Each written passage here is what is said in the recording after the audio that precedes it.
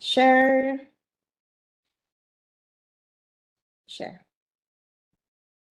Okay, so for another 2.5 hours, we will dwell further into the contemporary landscape of business and how technology, especially technological advancement, has changed the way we do things, not only for profit organizations, but also educations, non-profit organizations, service, manufacturing, name whatever industry that you are in, you'll be affected by this word called VUCA.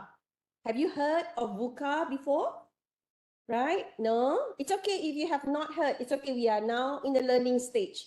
So just say no if you don't know. And if you haven't heard of this term, VUCA, it's okay as well. Now, let me just give you a brief overview of what VUCA is. For those who are working, I'm sure you have heard of this term quite a lot. All right?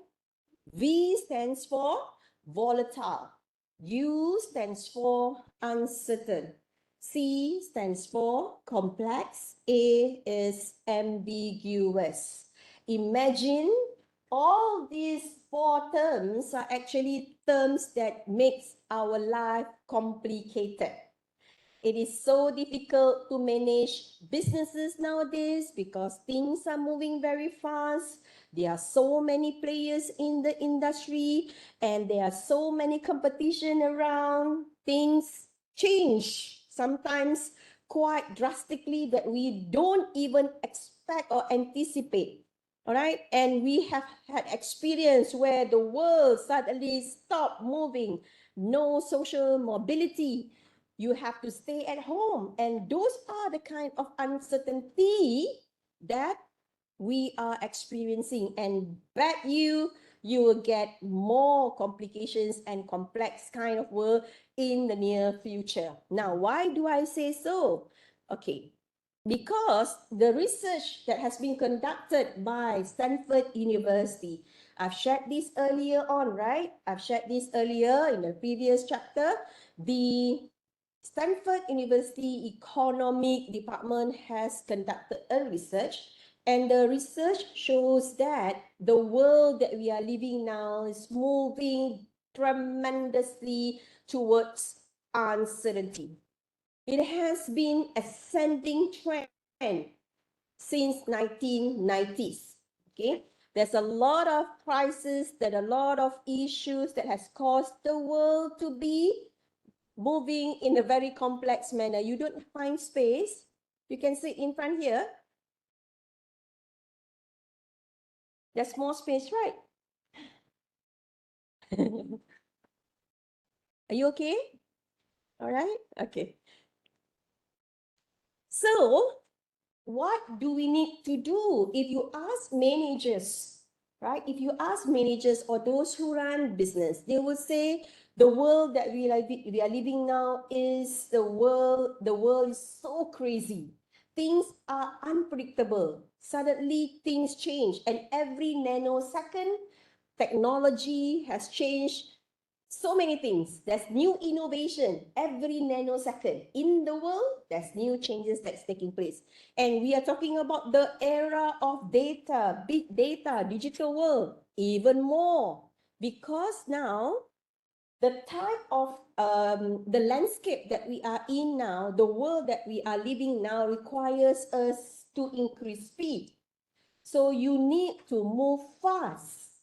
We cannot go slow anymore because especially if you are running a business, you cannot just take your own sweet time because the moment you stop, you blink your eye, your competitor has already moved, leapfrog, and exponentially grown, right?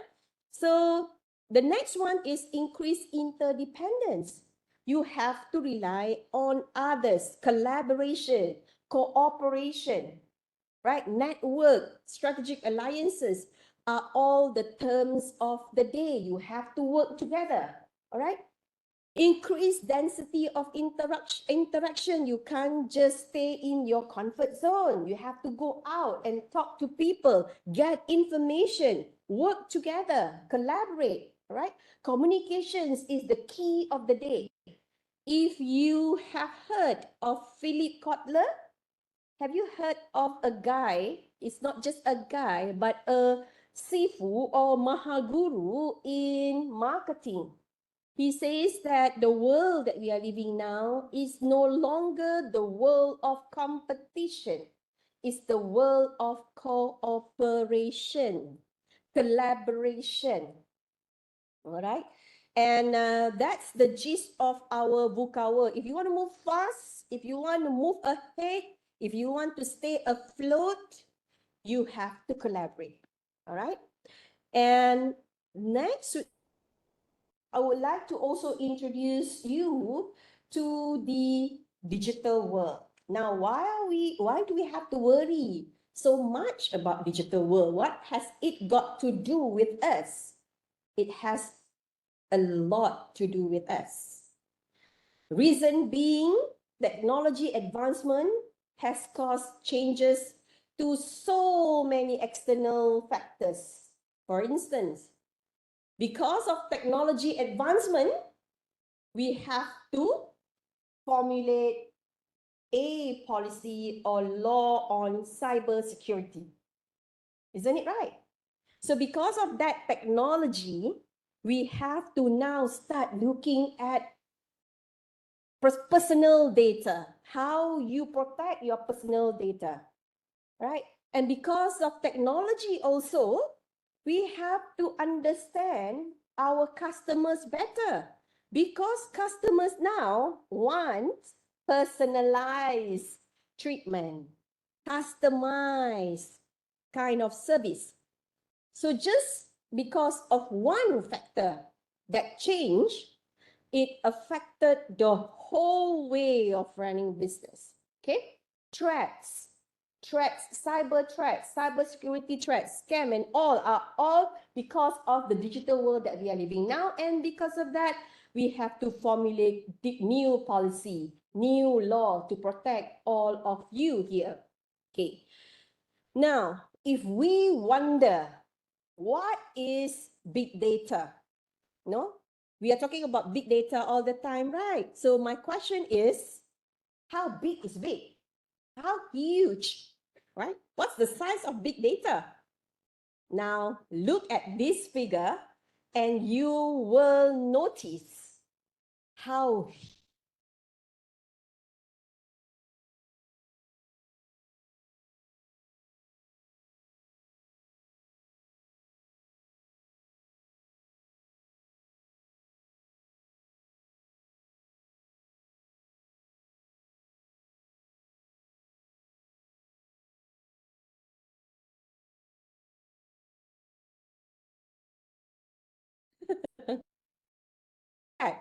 is it?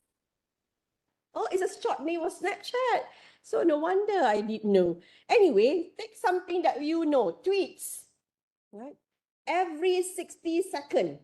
60 seconds is how long? 1 minute, right? While I'm talking, 347,200 tweets in 1 minute.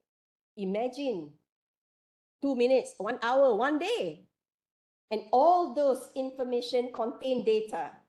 Now be careful of what you tweet and what you type and what you share and what you say, because all this will be captured and kept as data. All right? Everything. And in the world of big data, there are ways to analyze information. There are ways to analyze your data.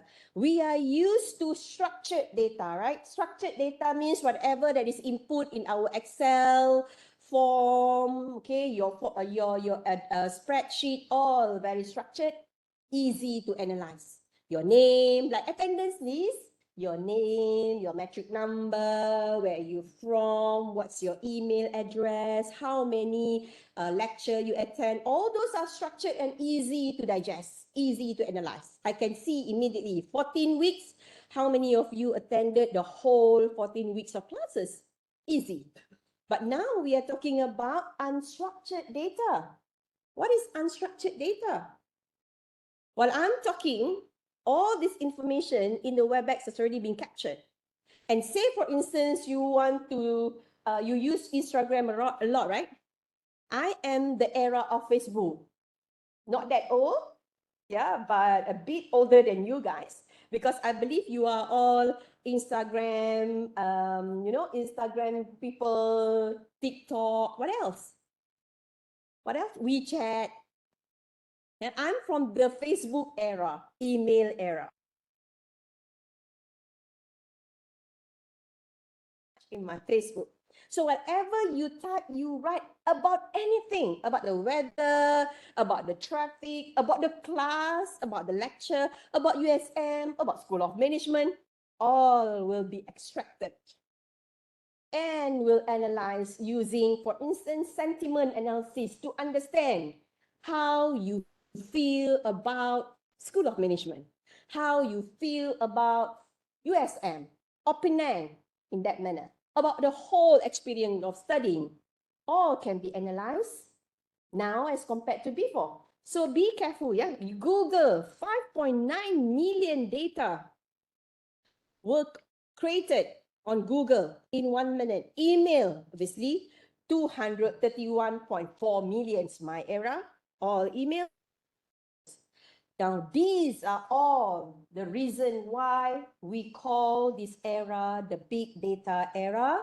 And all this information are useful for the business owners, for the industry. Very important, very useful. Have you ever thought that sometimes you are thinking of buying something? No, I've been looking at this one nice Clark shoes. Clark shoes, because I love Clark shoes, very comfy and suit my age. You guys don't use Clark shoes. You guys are all what, Adidas generation, no? And I was just thinking, I thought I want to buy Clark shoes, huh? I was just talking to my daughter. Let's go and see Clark shoes. After that, whatever advertisement that comes to my Facebook, my Instagram are all about Clark shoes. And it's like magic, Earlier I thought, wow, it's like God answered my call. I want Clark shoes, and now I have a lot of advertisement on Clark shoes, new edition, newly launched shoes. Well, only when you learn big data and the world of data, you'll notice that even your voice can be detected. Right? You are better than this. Your voice can be detected, and they turn that into an algorithm, something direct to the system, and whatever that you feel like buying will keep on popping in your social media until you purchase accidentally. Always the case for me, right? So those are things that hit us without us realizing it, okay? Now, look at this data that we're talking about. No, before, I don't even know what zettabytes is. I only know terabyte, simply because I purchased iPhone 1 tera. Just that, because if not, I don't know how big is 1 terabyte. And imagine the data that we have now, the global data that is generated annually, is going to be 120 this year, 120 zettabytes, and going to increase 150% in 2025 to 181 zettabytes. I mean, unimaginably big. You can't imagine how huge your data is, right? And it is very useful. It will not go to waste. Each and every data will be analyzed for profit making. Right. And only businesses that can leverage on data and utilize intelligence wisely will win over another. Okay, so Having said that, there's a saying that goes, data is the new oil and intelligent information is the new currency. It's no longer fuel. It's no longer but oil. All right. We used to say, oh, countries with more oil resources, richer will be rich countries or are really rich. Yes, fair enough, they are rich, but anyone that can leverage on the data is now will be richer than ever. And if you look at that graph, market size of big data, the revenue from 2011 to 2027 in billion USD. In 2027, we are talking about 103 billion revenue of just trading data. Kaya kan? Very rich, right? So you need to learn how to analyze data and sell it, because you are going to be rich just by sitting in your room and sitting behind your desk. Okay, and the world's most valuable resources is now data. And you look at the photo there, it's a very nice analogy to say that it's used to be all, what do you call that? Oil apa kita panggil? Oil plants, eh? Okay. And now look at the company. Google, Facebook, Amazon, Tesla. What else? Couldn't see. So all these are data generating company, right? So back to our business. External business environment, the digital world. Number one, top of the list is technological advancement, right? So with technological advancement, the rest change. What are the things that change? Regulatory changes, cybersecurity threats, right? And market disruption. See what happened to Blockbuster. If you know Blockbuster, with the introduction of Netflix, what happened to Blockbuster? And not to say Blockbuster, Astro, for God's sake, yeah? Used to subscribe Astro, but there's limitation in terms of the movie and the entertainment. So why not subscribe to Netflix? Because you have whole range of movie library, right? Anyone here familiar with Roblox? Roblox, do you know Roblox? How many of you really play Roblox? Takkan? Tak ada. I don't think so. My daughter, my youngest daughter, 13 years old, really love Roblox very much until I told her, be careful, yeah? It's a scam to steal money from the kids. That's a scam, but it's actually a library of games.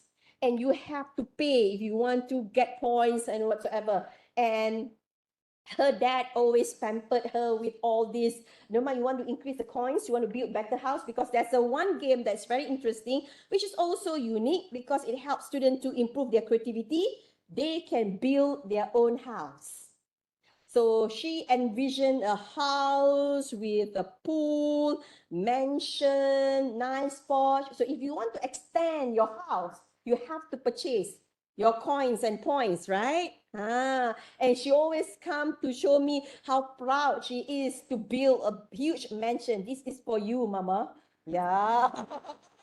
I'm so touched. Yeah, using my money to get all the points to buy, to build just a nice pool for you. You see, the kids now are they're good in psychology.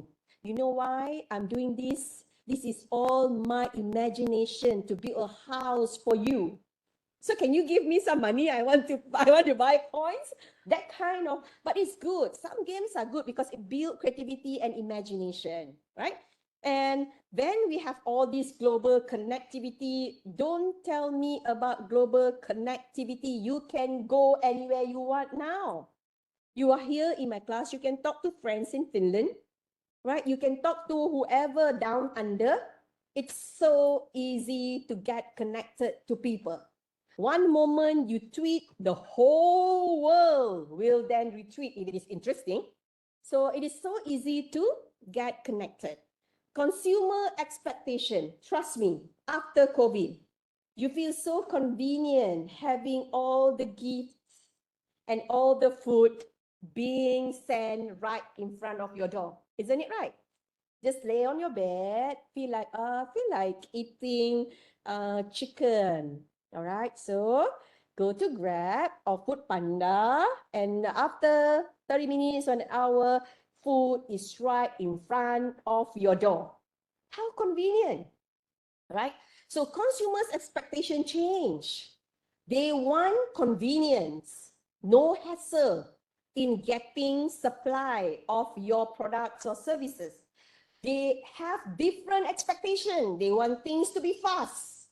They want customized service. You know, when you check into the hotel and you go into the room, and how pleased when you see on the screen, welcome Hazlina, enjoy your stay at Hilton. It gives you feel good feeling, right? So that is the simplest kind of customization. There's so many more things that you can customize, and that is made possible because of number one, technological advancement, right? Supply chain disruption, economic changes, demographic shifts are all related to the external forces. Malaysia is going to be aging population in 2030.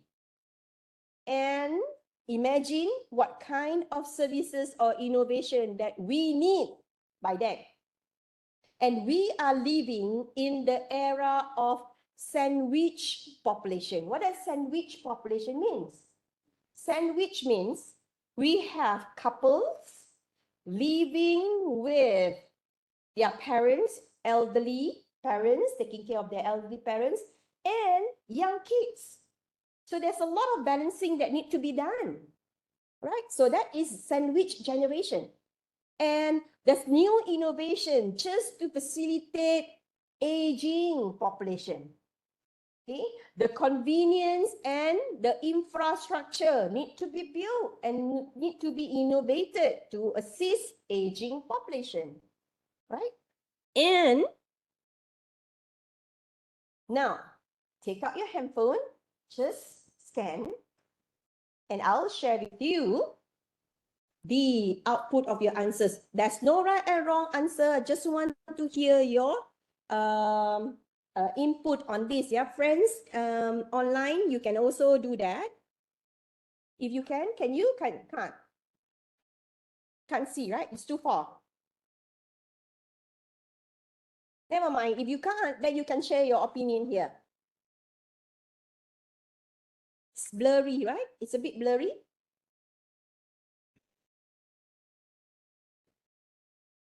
Okay, never mind. We'll do that later. I'll go through another slide set. Okay, let's do this first. Now, just take one example that I have gathered. How technology disrupts the industry ecosystem. How many of you have heard of the word bricks and mortar? Bricks and mortar. Brick is when you go and purchase from the store. You have a physical store. Mortar is when you go online, right? And now, with the advancement of technology, we have a new term called phygital. What is phygital? Phygital is how we bring in digital technology to your physical store. For instance, now if you want to purchase your blouse, say for instance, you want to buy a blouse or a skirt, what you normally do? You go to the rack and you choose the one that perhaps suits your size, and you will walk to the fitting room. And you have to make sure everything's in order, look in the mirror, fits nicely, and check if it's not, and you have to change different size, right? Now, with digital, you don't need physical fitting room. Just take the garment and stand in front of the camera. The camera will show you which one that suits you, fit your size based on your figures and features. Or we also have what do you call that? Makeup, right? Beauty product. So if you want to see whether lipstick, now this is for ladies, guys may not understand. Now we have to spend a lot of time to make sure the color of our lipstick match our skin and texture and face and yeah, everything. And it took us a long time to think. So we don't want to waste time now. We don't want to try each and every lipstick on the rack. We don't want on the shelf because sometimes it's hygiene issues, sometimes take longer. So just go to the screen and click the color that you think look nice on you, and it will appear on your face and it will tell you whether it's nice on you or not. Right? So it looks nice with your complexion, with your face, the structure of your face, it will look more sharp and better. So you just pick that color and go and pay. You don't have to even try that beauty product. Okay, so that digital, and I have this. Okay, let's okay, problemo. How do I link to? All right.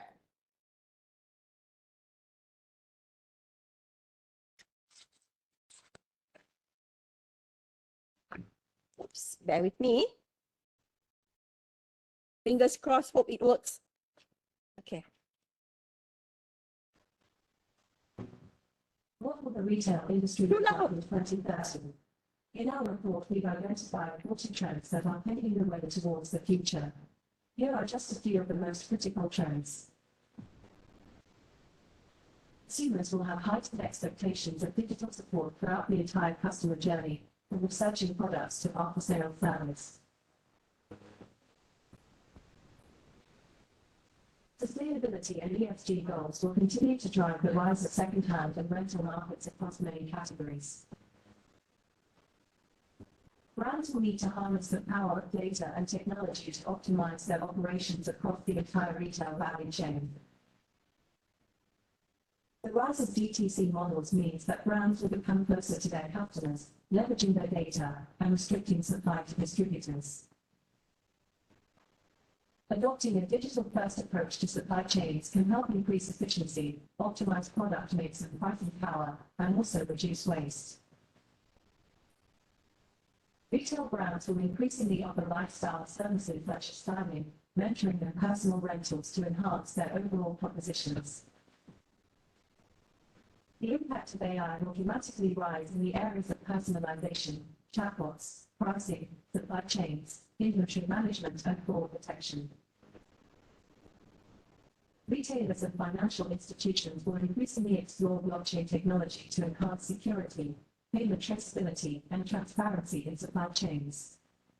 Download our 40 Future Retail Trends to 2030 report to learn about many other trends. Get prepared, stay ahead of the curve, and start planning for tomorrow's world of retailer. Okay, those are some examples of how technology will disrupt retail industry. Okay, and you can go through and see what's coming next in 10, 20 years time. I mean, 20 is too far, but maybe 5 to 10 years time.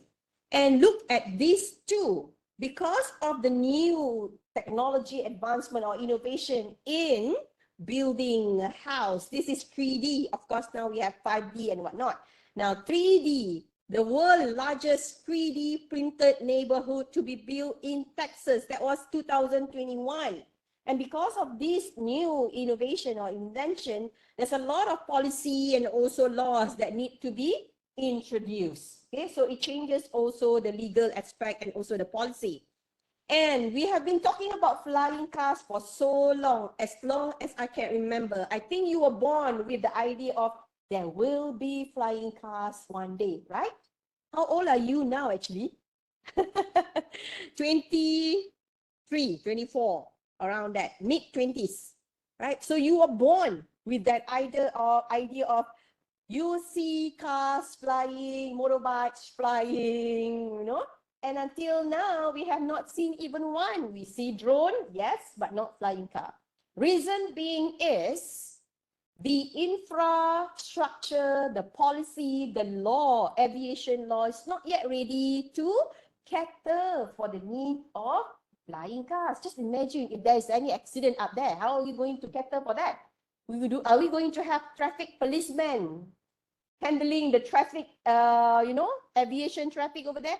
How? We couldn't imagine yet, but it's coming our way. Why I say so? Because in UK, there's already a pop-up airport for flying cars. We know planes can land easily at the airport. There's huge drill to make sure that they can land safely with the right safety measure.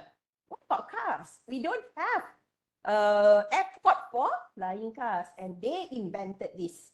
All right, so you may not see this being materialized in 5 years' time, perhaps because of so many things that need to be fixed, and also the power of consumption, the purchasing power. We don't have that.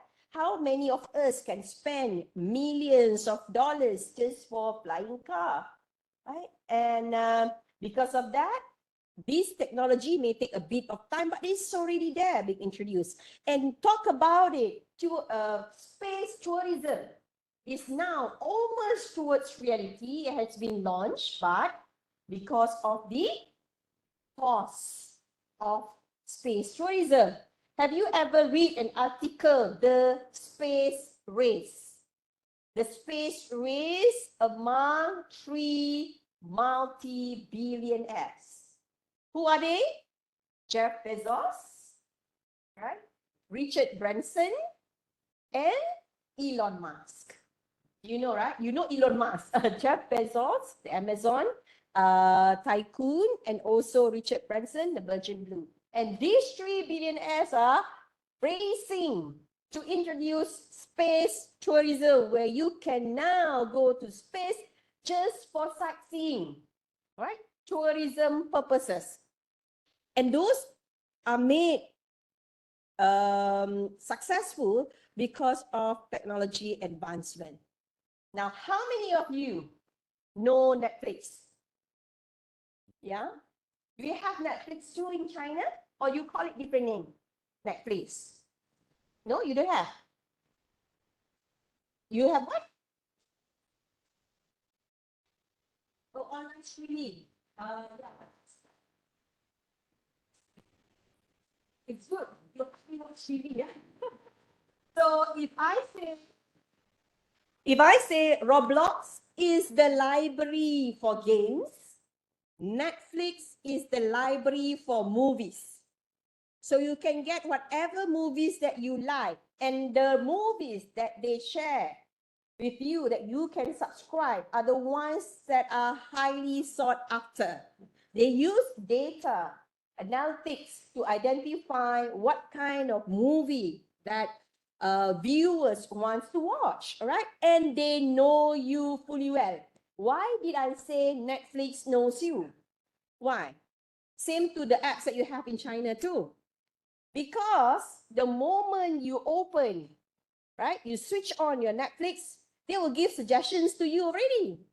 Now, if you keep on watching, if you love horror movie, they will go into your social media and tell you, hello, this is the teaser for the next movie. Do you want to try watch it? You know? And it seems like, wow, this is really godsend. It's like, they know my instinct, but it's not. They read your data fully well. Why do I say so? You see how they work based on the algorithm. One, based on your rating.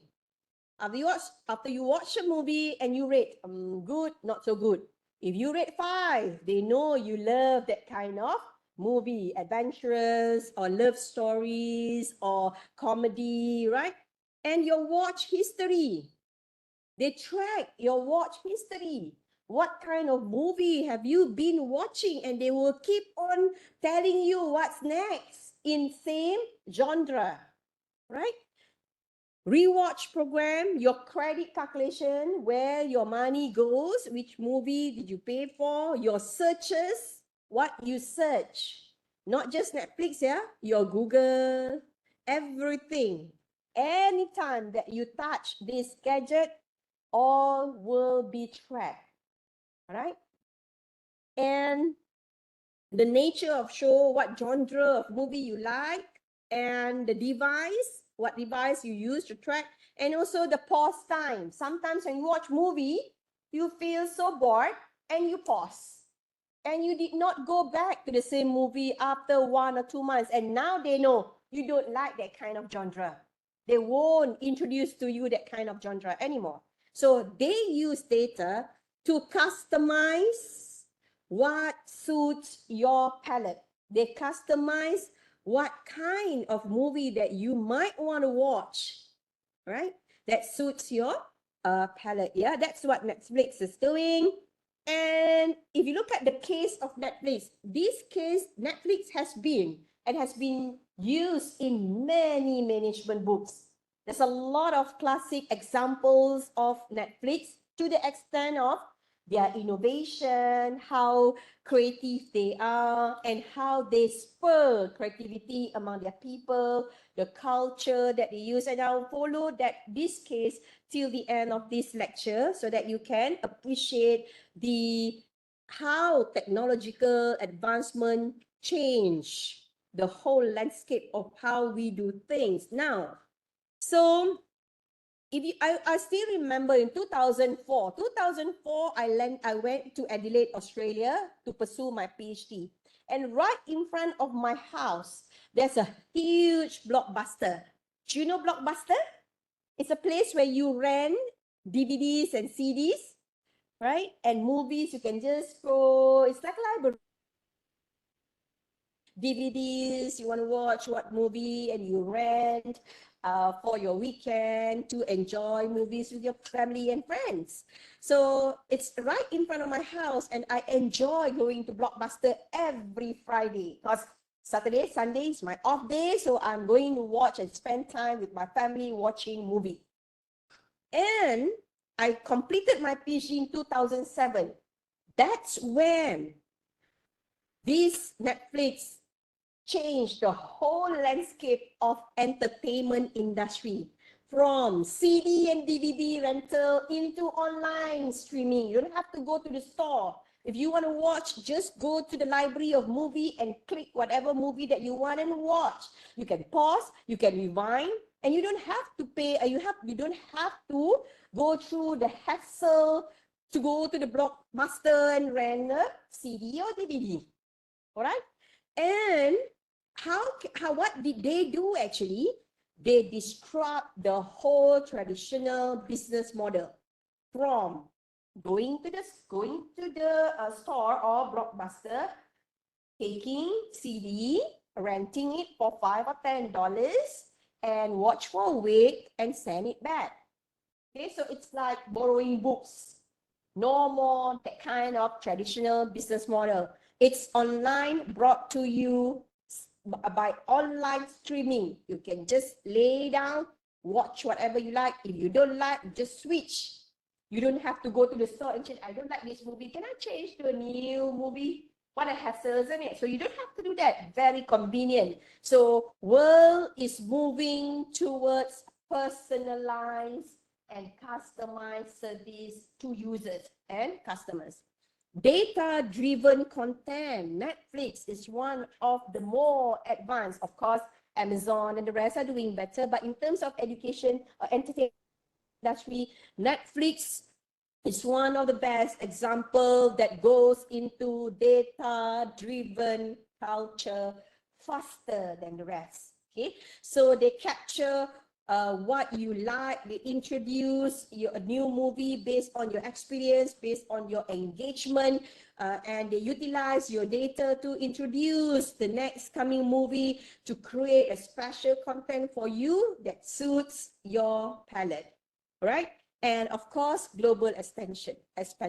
You don't need a store for Netflix, right? It's just go online streaming and it reaches to the viewers worldwide. All right.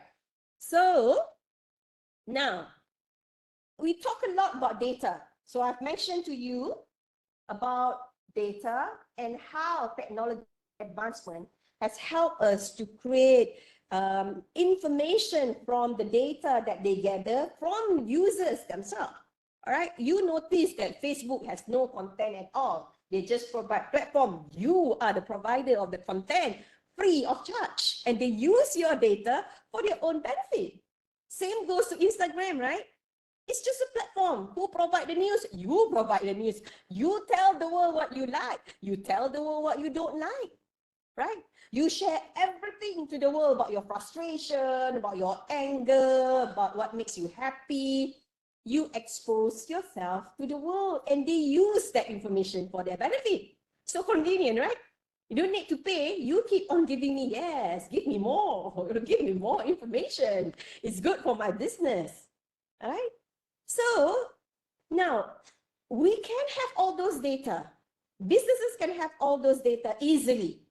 But what makes a company different from one another is the ability to marry data and creativity.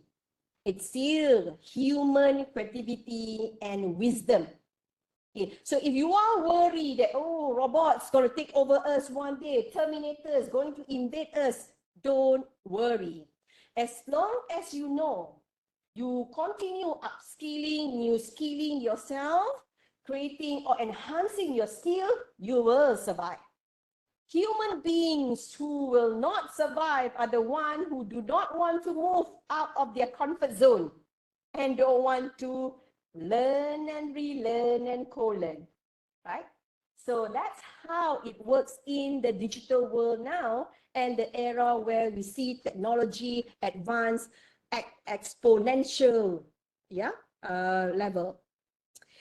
So why do we need human wisdom and creativity? Because yes, we have data. I can see the report, I can see the analysis. But the next question that comes to me is, what's next? So what? The so what question. What's next questions are the questions that can only be answered by wisdom, by your creativity. And why is it so important? It's very important. Human being will survive. Now I'm talking like I am a politician. Don't worry, we'll survive as long as you are able to enhance your creativity. The latest publication by Harvard Business Review, please follow the articles. A lot of interesting things that you learn in a simple way, easy to consume, right? Easy to digest information. They published an article that says union of data and creativity, the marriage between data and creativity. So yes, we need data. Yes, data driven is very important. But what's next is, can you use your creativity to turn that data into insights and strategies for your organization? If you can't, then data can just remain as data. You know what happened now. You know what's the future going to be, but you didn't do anything. You didn't plan for your strategy. And those planning of strategies and also insights come from wisdom, creativity. And this is how it should work. We have data, raw data. You collect data, like as in your, I collect information, I collect data about your profile, your results, your CGPA, right? And what grades you get for the paper, the course. That's just data. If I want to turn that data into information and knowledge, what do? I analyze between, for instance, part-time and full-time. How did they score in their exam? Or between conventional and ODL, how well did these two are doing? Right? Or among those who attended class religiously and those who sometimes miss the class, how well are they doing in comparison in terms of their grades? So that is what I call as information and knowledge, the patterns. You know, your grades, and the correlation with your attendance. Grades and the correlation or the demarcation between part-time and full-time, right? Now, the next question that I need to ask is, yeah, so what? Right? So what's next? If I see there's high correlation between those who did not attend class and bad grades, right? What do I need to do? Simple analogy. I see the correlation between those who did not attend class and grades that is not so good. The next step that I need to do is to call and prepare them and ask them why and if they need assistance and intervention. So that requires insights and also the strategies, human wisdom. If they feel, if I ask and you say that I can't follow the class, I don't understand. The next plan is, do you mind coming to get more information or to get intensive class from my lecture so that I can help you to get better grades, right? So those are strategies and creativity to help you to push or get better grades. Very simple analogy. And that is what we need to do also if we are running a business. You know your sales is coming down. So what's next? You need to find which area, where is the pain point? Is it marketing? Is it our HR not recruiting the right talent? Or is it our marketing strategy that is so bad that it doesn't reach to our prospective customers? Or is it that we don't keep our record right and we lose touch of our customers? Things like that, right? So once you get insights, then you have to strategize, and that requires creativity of human being. And how to improve creativity? Yeah? Can we improve our creativity? Is it born or made? Is it nurture or is it nature or can it be nurtured? What's your take? Can we nurture creativity? Can you learn to become more creative? Yes, you can. How? I give you all the 4 answers already. All right. So you can ask lots of questions to improve the way you think and to improve your creativity, creative thinking. Or simple, just watch and observe how and why people do things. You know, you watch and observe is also part of learning. In academic, we call it vicarious learning. Or you attend formal training like this to also improve your creativity. And consider opposing ideas.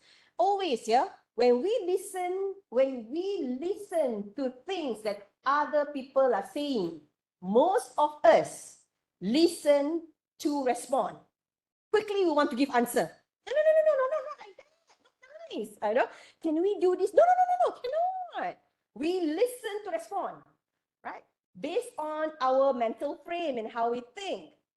That's very wrong. If you want to improve your creativity, you have to listen to understand why actually the person says so. She must or he must have some background knowledge behind it.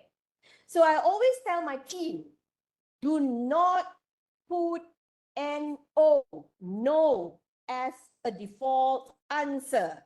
Anytime people ask you, no, cannot. And can I do it? No, cannot. Default answer, don't. Go with, if you are working, right, you're working in team, always do this. First, always try to answer with a yes. But if you think that the proposal is not so nicely prepared and you want to add value to it, you say yes. And I think it's good if you add more, right? And the person who listens to, wow, they'll feel like a sense of achievement and they will come back to you with more great ideas. Now, if it is not yes and, what's the next best answer? Yes, but because if you notice something is not right in the proposal or in the way they responded, you say, Yes, this is very good. But I think number 3 should be changed to make it better because there's implication if you continue doing that. Okay, so yes and, yes, but what's next? What's next? If you need to say no, what do you do? Just no? No. No, no, cannot. You say no because. Because the person need to know why you say no. There must be some good reason why you say no, not for the sake of saying no, because we love to say no. I mean, I'm used to it as well. Sometimes my daughter will say, Ma, let's go and eat. No. No. I'll say no. Why? So try to answer, no, because it's raining heavily outside. It's very dangerous. Let's eat in. Let's dine in. I'll cook something for you. Something along that line. So no answer is last, right? Yes, yes and, yes but, no because. Okay? Now, we don't want to be like this. Hamster, pity him. Pity the hamster. Moving in the circle, going nowhere. And hoping that he can get slim, but doesn't look like one.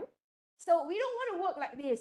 Reinvent the wheel, moving in the same direction, moving around the same direction, don't know where you want to go. Okay? So do not mistake motion with action. Have you ever seen friends at the office, right? On moving from one table to another, going back and forth in the office, but don't know what he or she is doing. Have you ever encountered that kind of friends? Looking busy, working so hard, moving back and forth, but at the end of the day, didn't achieve anything.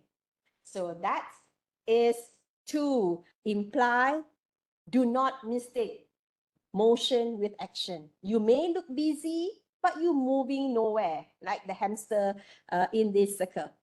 Okay, so can I stop there because it's already Maghrib prayer. Friends who wants to pray, kita ada surau at School of Management just down there.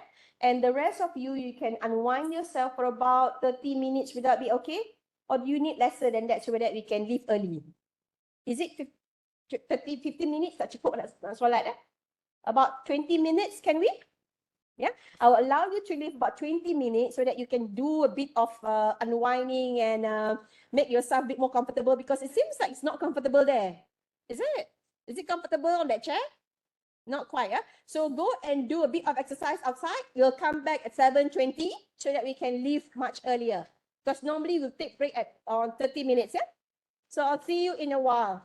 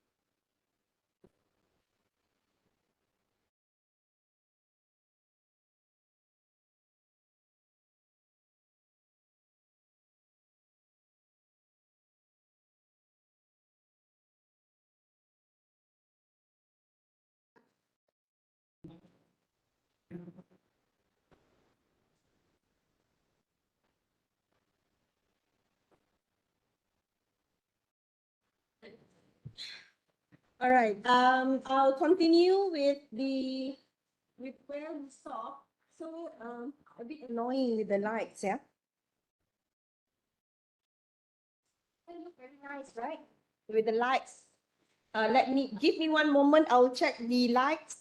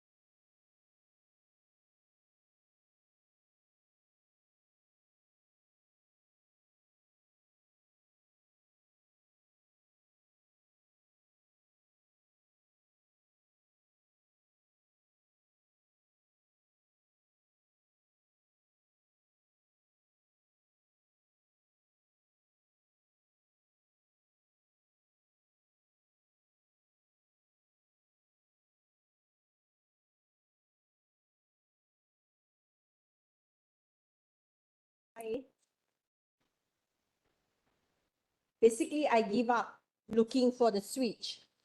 So maybe we'll do our treasure hunt next week. Anyway, so we continue where we stopped, the importance of creativity. And we have discussed earlier on living in a digital world and operating in the digital era where technology advancement is moving at exponential rate.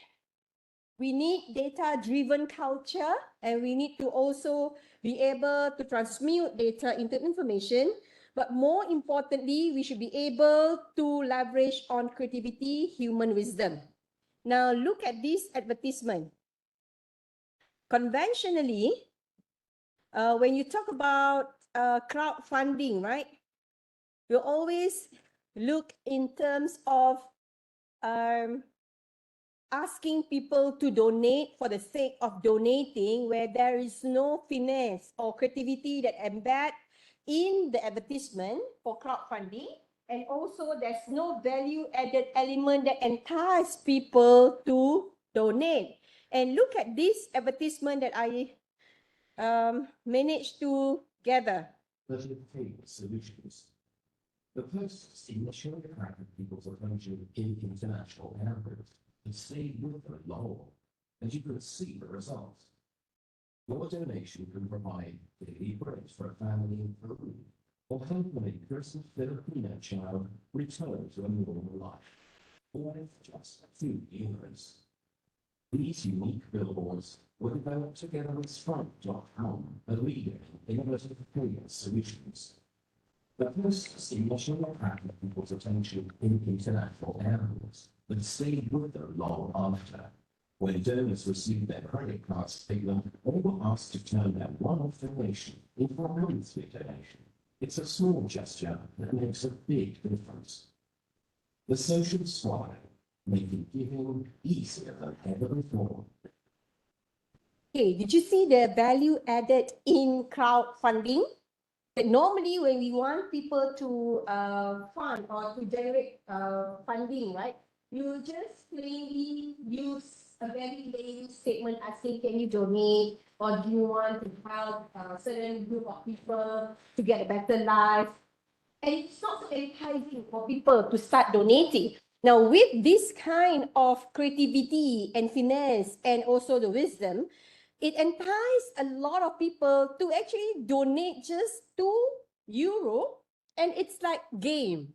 The moment you slice or you swipe your card, you see hands coming and pick up the bread. So it's like a game, and it's so fulfilling to see that kind of gesture. Okay, and that is what I meant by using creativity to add value to whatever that you do, even for a not profit generating kind of activities. Now, what are the killer phrases? If you want to go with creativity and if you want to operate in a VUCA world, right? If you want to operate in a world where technology moves very fast and we have to keep up with whatever changes that is taking place around us, you have to stop using this killer phrase. And what are, of all this, which killer phrase that sounded very familiar and that you use a lot of time? All right. If you ask me, I am guilty as charged for using this. Let's form a committee. When I have any problem, okay, let's form a committee, right? Let's form a task force to look into the matter. And it kills creativity because it takes time for people or for us to digest unless it is truly required for us to form a task force. And look at this. If people give you ideas, imagine you are working in a team and you want to give idea and you thought that, oh, this idea is great for us to change the whole landscape of how you operate.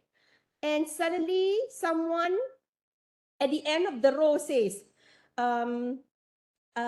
leadership will never approve this. It kills your creativity immediately. Or someone says to you, let's be practical.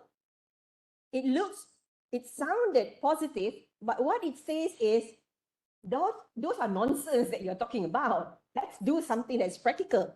Or if you say things like, if it ain't broken, don't fix it. How many of you have heard of this phrase? If it's ain't broken, don't fix it. We always hear people say that, isn't it? And someone say, hey, let's do this. I think this will work better for us. It's not broken, right? What? Fix it, right? That's the common things that we heard. But remember, in the VUCA world that we are living now, if it is not broken, yes, you don't have to fix it, but can't you do something to improve it? To make it more efficient, right? So you have to get rid of all these killer phrases if you want to boost or you want to encourage creativity among team or in the organizations that you are working in. Now, back to serious business. You talk about external environment, and I focus a lot on technology. Reason being, technology advancement changed the whole landscape of our politics, of our legal environment, of our social environment, of our what else? Economic environment, right? And always remember that business or organizations operates in an open system. Open system in a sense that you don't operate in vacuum, and that's the reason why you have to collaborate more with people outside. Number one is always remember there's external forces that will impact the way you run your business. Imagine in education, I have never thought that education landscape can be very, very challenging. With the introduction of AI, generative AI, what things that have brought into our educational landscape? Have you heard of ChatGPT? Yes, and you use it a lot? Yes. No one wants to admit. I mean, now looking from the positive side, you can actually use ChatGPT if you know how to prompt well. You can get more ideas and creativity through ChatGPT, but don't do it for the sake of copy and paste. Because let me tell you frankly, as lecturers who also use ChatGPT to try and error and see how it works when it comes out in your answer assignment, we basically know whether the answers are ChatGPT answers or human answers.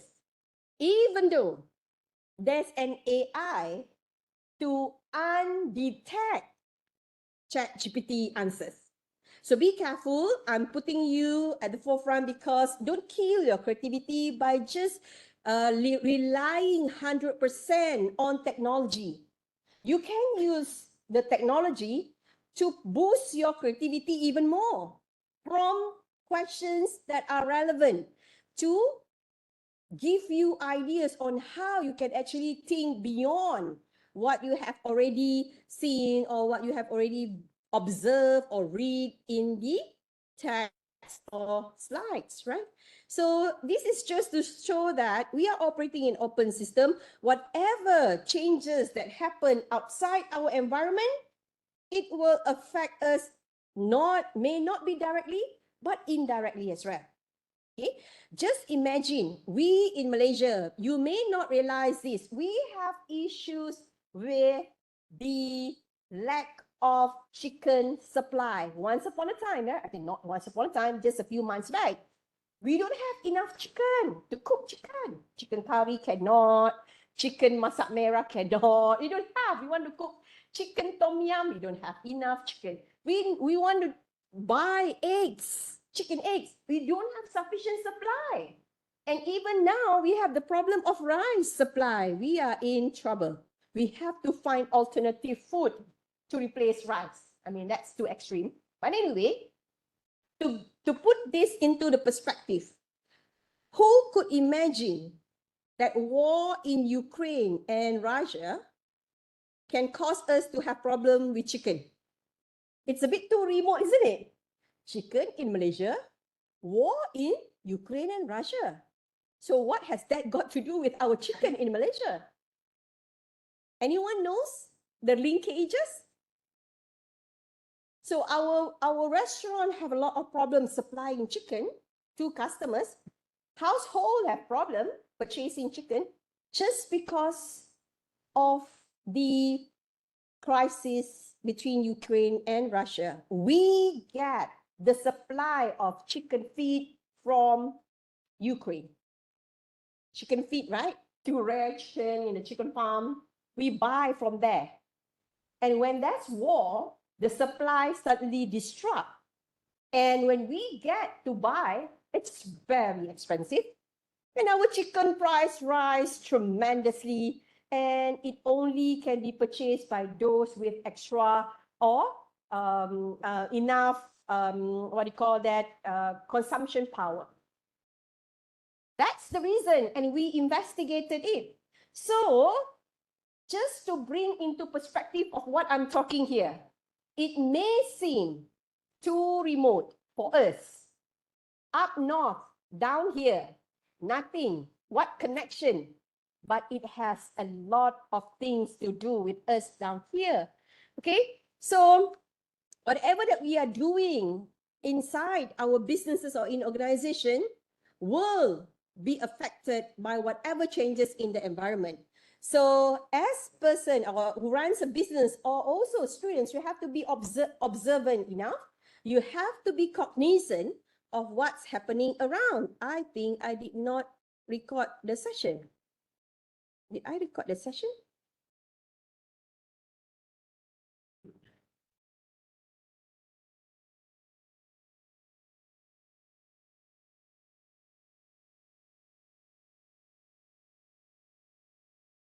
Amirul, can you hear me clearly? Sorry about that. That's the problems when deal with technology sometimes. Where has it gone?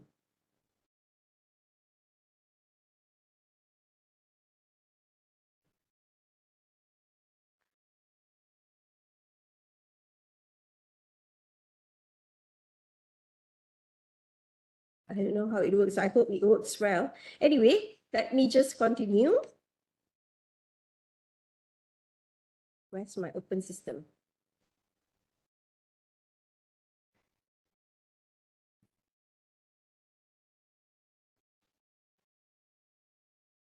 Okay.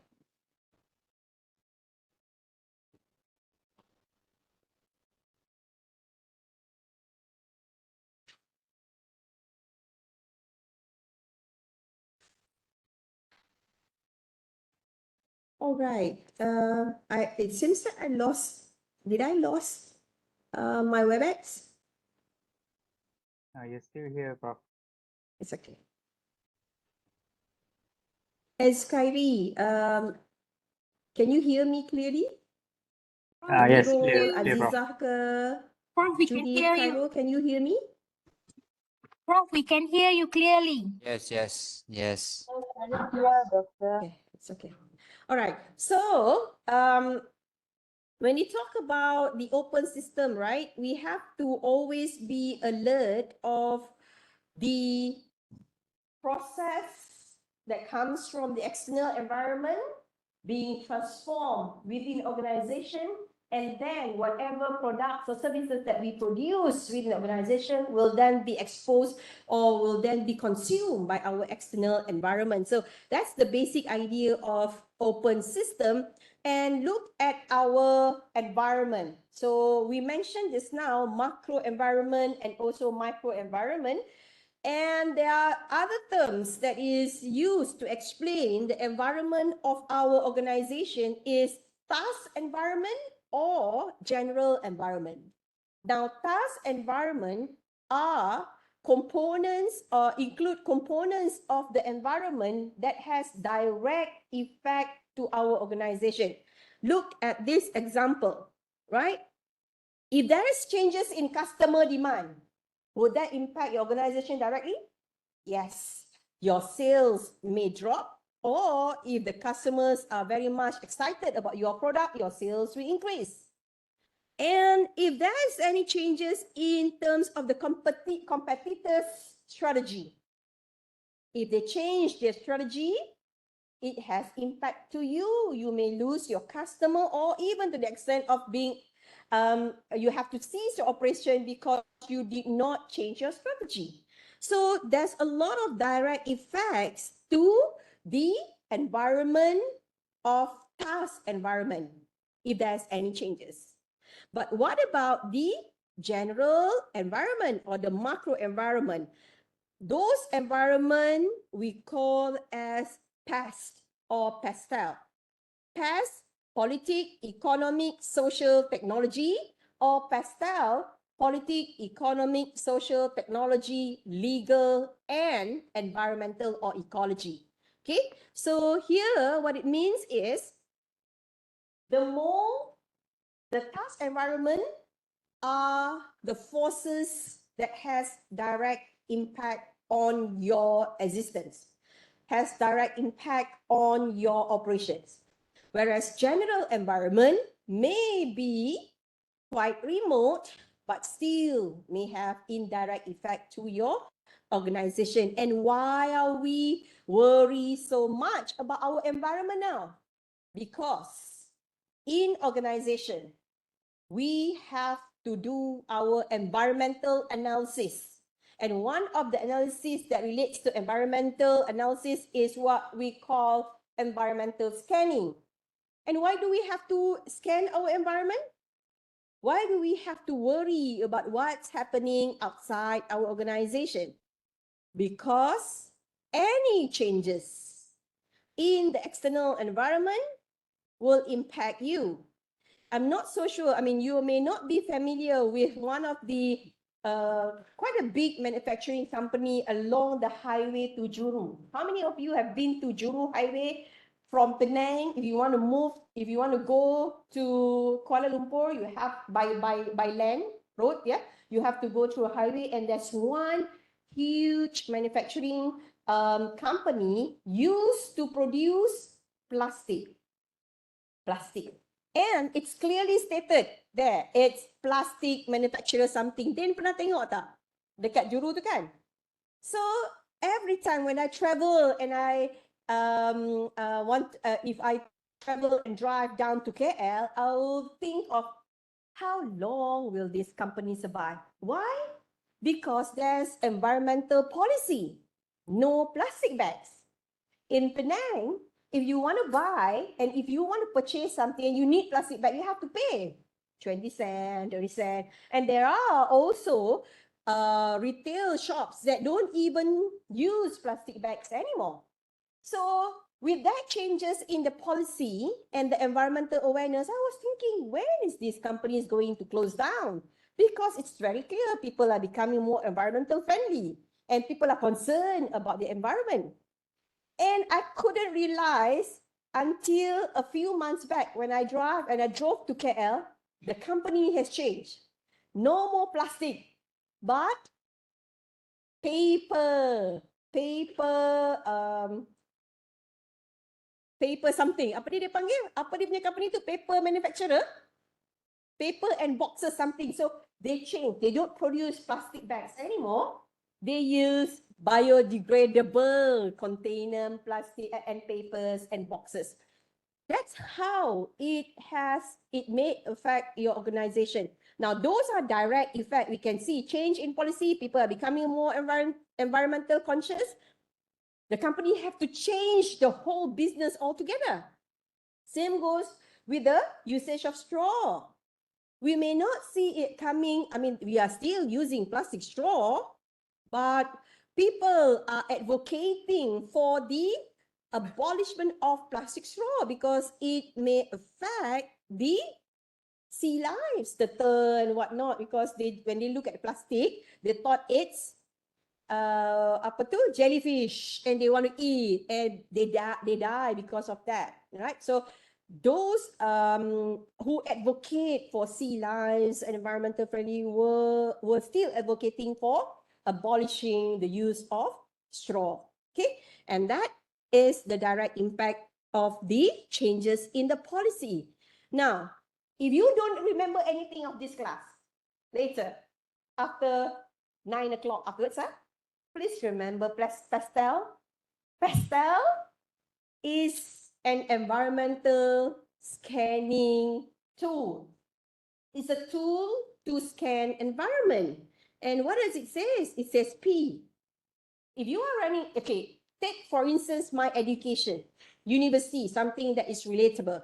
The policy of our government, the politics that affect education landscape. All right. So one of the policy that we have to abide to in terms of education is, what is it? Or maybe take China, for instance. If you notice, we have all friends from China taking conventional class. Why not ODL? Why not online?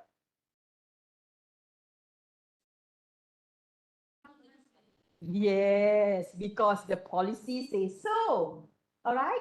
And that policy is not applicable to Malaysians. Right? And the policy is not applicable to Middle East friends. So they can take online distance learning mode where they can just join online. Right? But here we have to get accredited. Once we get masters, we have to make sure that it's accredited. So one way to get accredited is you have to come and attend physical class. And that's why we have all friends here. That is the simplest change in the education policy. And there's a lot of issues as well. For instance, visa change issues, immigration issues that give us a lot of problem. Education landscape. Now take economy, E. What if suddenly, this is just hypothetical, what if suddenly there's economic downturn, right? And it affected China as well, not just Malaysia, China as well. Would it be easy for you to come and travel and get educations from Malaysia or from other countries? Difficult, isn't it? It would be difficult because the economy doesn't allow us to move that conveniently. You don't have that luxury to move around the world to get education. Same goes to Malaysia. There was one time we sent our students to United States, to UK, to Australia. And that's when I get the advantage of going to Australia to get education. Because that was the time when the economy was so good and we can spend. But now, the economy doesn't seem to be quite promising. So we have to educate our future talent in the country. Okay, so that's the changes in economy. What about social? All right. One example, we are now very health conscious, isn't it? People are becoming aware of the danger of eating fast foods, taking too much sugar. People are going into clean eating. What are the challenges of fast food restaurants? They have to come up with a new line of product. Not just the one that we say fast food is not good food. They have to come up with fast good food, such as the range of salad. Right. So you see now, a lot of fast food restaurants are propagating that we are fast good food, not fast bad food. And that's the change in social awareness and social inclinations toward healthy product or healthy food. Technology, I've explained half of the lecture about technology. E, environment, climate change. Take, for instance, food security. For friends who don't know Malaysia that well, Kedah and Penang are two states that produce a lot of rice, yeah, especially Kedah. It's the heaven of rice. So if you want to buy rice, you can get more from Kedah. Now, there's a forecast that has been done by the government of Malaysia that says in 2050, 5 states will sink underwater, will no longer exist. And imagine, number one, Kelantan, East Coast. If you haven't been to Kelantan, it's in East Coast. It's a place where during monsoon season, like now, it's raining, right? So it's monsoon season in Malaysia, there will always flood there. So Kelantan. Number two, Klang. Klang is just near Kuala Lumpur. Number three, Penang. 2050, you will not find Penang any longer. You can see USM because USM is so lucky to be on top of the hill. So if you come to Penang, you may not see Queens Bay, you may not see Georgetown, you may not see all the beaches at Butterfringi, but you will see USM because we are on the peak of the hill. The fourth is Kedah. Imagine if Kedah went or goes sink under sea water, where can we get rice supply? Our staple food is rice. We love to eat rice. You eat rice? You guys eat rice too, right? So imagine where are we going to get the food supply? There's issue of food insecurity. So plans have to be made. That is environmental changes, climate change. All right.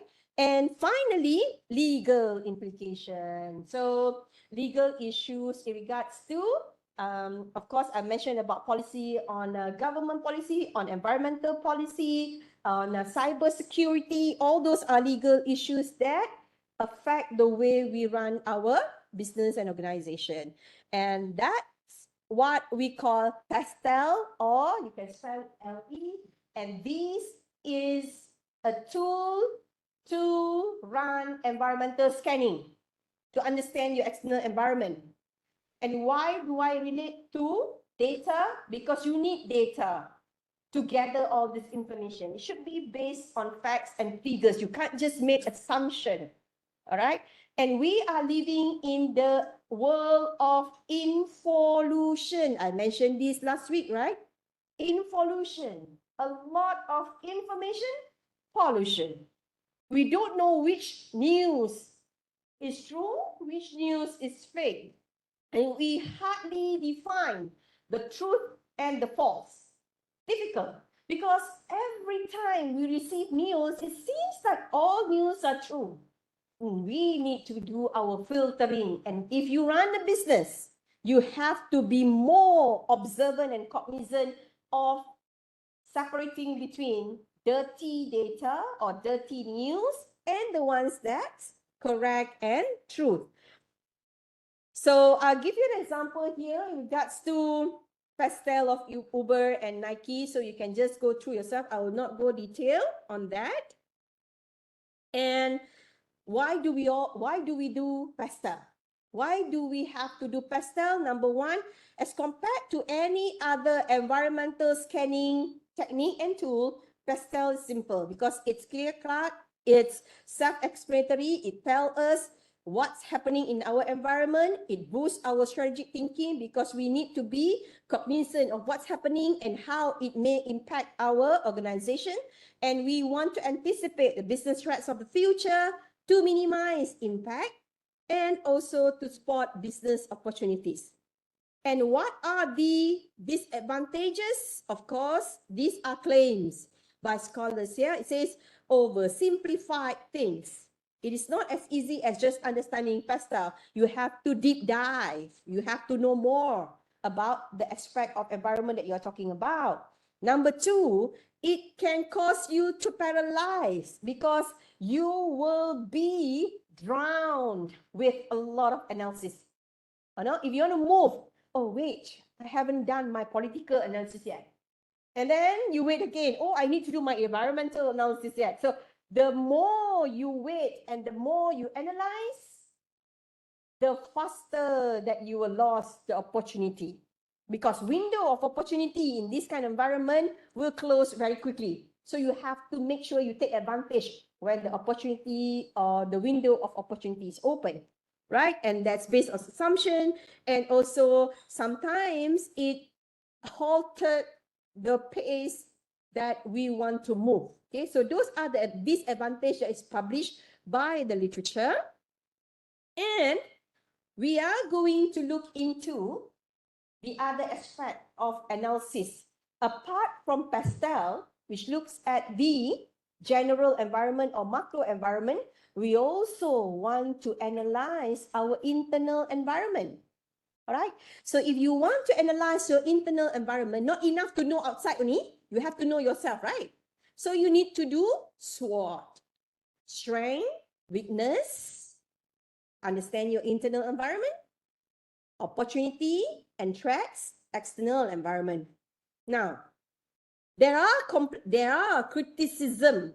People critique SWOT a lot. Why? Because SWOT just allow us to take stock of what we have, what we don't have. What are the threats? What are the opportunities? The question is, what's next? Remember, in management for professional, always what's next and how to, right? It doesn't tell you, so if I have this weakness, what do I do with that weakness? If I have this strength, how do I leverage my strength? Or if I have that threat coming from the environment, how do I mitigate? How do I minimize the threat? Or if I see opportunities, what do I do to reap the advantage of the opportunities that is in the environment? Okay, so then comes this. All right, I'll show you this one. Okay, this is just explanation. Beyond SWOT. Have you ever heard of the term TAOS? TAOS matrix. Just the arrangement, the different arrangement of SWOT. SWOT is SWOT. TAOS is TWOS. TOWS, TAOS matrix. Now, a lot of people thought that SWOT and TAOS are similar. It's just a change in the alphabet, right? S go to the back. So it's TAOS. What is it? Same. It's not, unfortunately, because this is an extension of SWOT. What TAOS tells you is, okay, now you got strength. Now you know your opportunities. Use that strength to take advantage of the opportunities. It tells you the strategy, how to strategize. Okay, so look at this. I'll give you, let me check which slides should be more explained. Okay. We are now marrying all the words. SWOT, right? So we marry S and O. That's the best. That's the best. Maxi. We want to maximize strength. We want to maximize opportunities. So it is called the strength to leverage on your internal strength, reap the advantage of the external opportunities. And we also have strength and threat. Strength is maximize strength, threat to minimize threat. Leverage on your strength to minimize threat. Okay?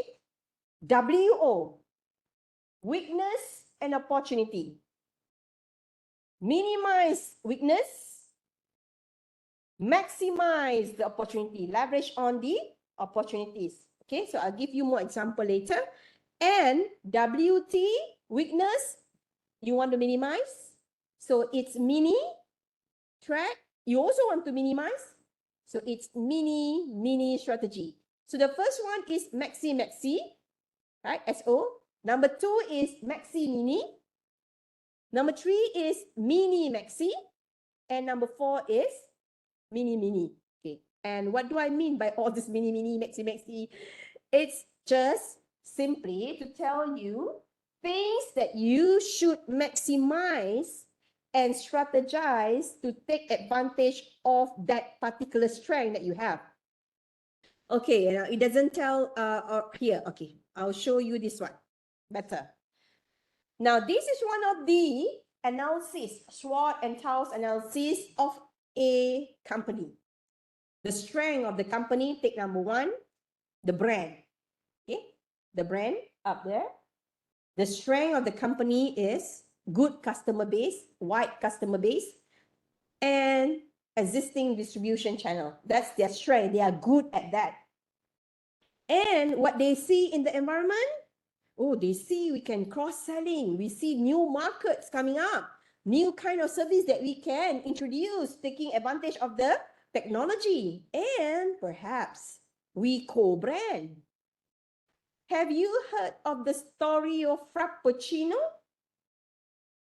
Frappuccino, how Frappuccino from Starbucks comes into existence? It's collaboration between Starbucks and, is it Pepsi or Coca-Cola? They come up with a new flavor. So that's co-branding. That is or establishing alliance to come up with new product. All right. So when you have this maxi strategy, maximize the strength, maximize opportunity, what do we do in the middle? If you look at the middle, what's our strategy? Leverage strengths, maximize opportunity, we attack. So we push for new products, new innovation, new strength, new services, new product range, new kind of innovation. Because this is the time for us to attack, because we have good brand name, we have good distribution channel, we have strong customer base, and we know outside we can enter into new market. There's opportunity for co-creation and co-branding and alliance. And another example I give you on the weakness.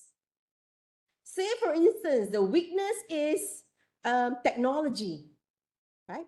We don't have internal technology and strength or skills. And the opportunity outside is same, new market, new service and alliances. How do we counter our weakness? Counter weakness through exploiting opportunities, build strength for attacking strategy, minimize weakness. If you think that you have lack of skill to enter new market, send your people for reskilling, upskilling, new skilling to boost your talent skill, talent pool, and start attacking because opportunity is there in the market. Can you make sense of that not? Or am I being too fuzzy and tricky? And same goes to strength and threat. Example, again, same. Strength, good brand name, customer base is there, existing distribution channel. But the threat is new entrant, there's new competitor coming up. Or there's new kid on the block who's going to outcompete you. So what do? We intensify our branding, we intensify our customer base so that we can defend our company from the new competition, defensive. This is the time to defend, intensify our strength, right? What about weakness and threat? This is mini. We have to minimize both. We have threats coming up. We have new competition of the product, and customer has so many choices to make in the market. And we have issues with our brand perception, perhaps, or skills of our people. How do we all go about doing it? We have to perhaps start collaborating with our competitors, what we call co-opetition. Co-opetition is cooperation and at the same time compete. One of the best example, you go and get some reading or you go back and watch YouTube review on how Apple and Samsung cooperate yet compete. Okay, so that's among the examples that I can give you for now. And let's move on to, that is on SWOT, your tiles. Another example that I would love to share is this. This is also a technique to understand your external and internal environment. Assuming that you are the firm, right? You are the firm. And you have 5 things to consider. Number 1, If you are running a restaurant, who you should be worried about? Other restaurateurs or other restaurant chain or food and beverages industry other than your company, your rivals, right? Your competition. Which environment would be more, would give you more opportunities? Which environment would be more, what do you call that, comfortable for you to operate in when there's less competition? What 5 forces competitive environment tells you is which environment is good for you, which environment is imposing threats. Less competitors or more competitors is better? Less. So, rival firms, the lesser the rival, the better for you. Your strategy, how to lessen, how to reduce competition? Innovate, add value to your service, differentiate your products with the rest, make a difference even though you are introducing same product. Say for instance, I'm selling donuts and I want to differentiate my donuts with all donuts, right? J.Co and Dunkin' Donuts and whatever. I innovate by simply adding different flavor, changing the color. That is minimal or minimum level of improvisation. Add more flavor to it. Maybe use a different shape that is more enticing to the kids, you know, with nice toppings, right? So that is innovation, still a way to differentiate. Have you tried roti canai? Have you tried roti canai, Malaysian pancake? Is it good? It was ranked the best street food in the world, one of the best street food in the world. And if you go to Thailand, right, how they differentiate our pancake with their pancake? They have different flavor altogether, different color. You can see blue, red, green, roti canai. And we don't have it here. We only have like banana with cheese flavor, with eggs. Which one do you like most? Subaida. If you go to Subaida, do you try roti canai in Subaida? Which one do you like the most? Plain roti canai or cheese roti canai or banana roti canai? And the reason why they make such a flavor is because they want to make a difference so that people go and get their products more as compared to other competitors. That's one. Now look at new entrant. Which one is better?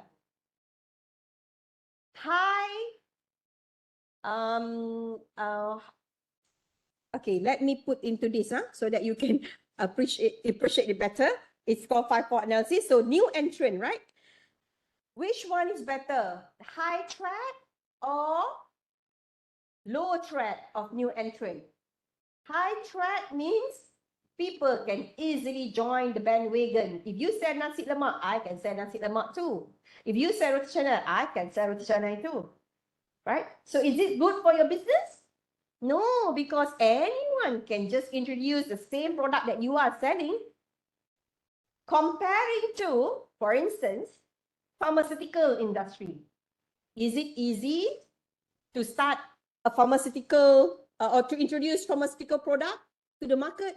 No, because it takes years before you can actually get your product to be in the market due to testing and making sure that it's safe to be consumed, right? So that is the extreme example of threat of new entrants. You want to be in a state where others cannot join your industry easily. You want to stop competition, right? Bargaining power of buyers. Which state would you prefer? High bargaining power, low bargaining power? Which one? High bargaining power? You want your customers to be able to bargain your product. If you can't give them good bargain, they will go to your substitute. You can give me good price of nasi lemak, I can go and find a better nasi lemak elsewhere with a better price. That's not good because customers can bargain. So we want low bargain power of buyers. They can't choose. If they want anything, they have you only as a source of supplier, right? Same goes to substitute. If you can't drink Milo, can you choose other drink instead? There's plenty of substitute. Chocolate drink is a good substitute. Coffee, all right? Tea, all are substitutes. So the higher the chance or the threat to substitutes, the worse it is for your organization. Right? If we can't eat rice, what other option can we take? Do we have other option if we can't take rice? If let's say Kedah gone under the sea level, Penang too, so what can we eat? Bread? Yeah, but not too long because we need rice as well. If it is in Malaysia, we still need rice. Yeah, but so that is what I'm saying. If you have substitutes for your product, it's not so good. If you don't want, if let's say, that has a lot to do with price sensitive customers. Say for instance, we have airlines, right? Air Asia, we have Mars, and then we have Malindo, we have what else? Firefly, if Mars charge me higher and I need to travel and I don't need all the frills, I can just go with Firefly, better. I mean, it's easier, smaller, you don't have to wait for long queue, faster, more convenient. So those are substitutes of the services or product. What about bargaining power of suppliers? Do you want to have low bargaining power or high bargaining power of your suppliers? Do you want your suppliers to be able to bargain with you? No, you don't want. If you need that product, say, oh, you give me high price. If you raise the price, I will say, can you charge me lower? I won't. I will still maintain the price. I won't give you discount. And when you look around, there's no other supplier that you can rely on. Just one. That's bad for your business. You want to have multiple suppliers so that you can choose and pick. If A supplier increase the price, you can go to B, you can go to C, right? So that is the internal environment that you have to be aware of, what we call the task environment. We have talked about our macro environment or general environment as in pastel, and the direct environment or task environment is the five forces analysis by Michael Porter. Now, moving on, environment also has a lot to do with culture, right? Understanding culture is very important because you need to be able to adapt to the environment. What is culture? Culture is the way we do things. If you go to universities, right? I mean, if you have got a chance or if you have got experience in other universities, I mean, I have been to other universities as well in terms of working experience. I've seen friends.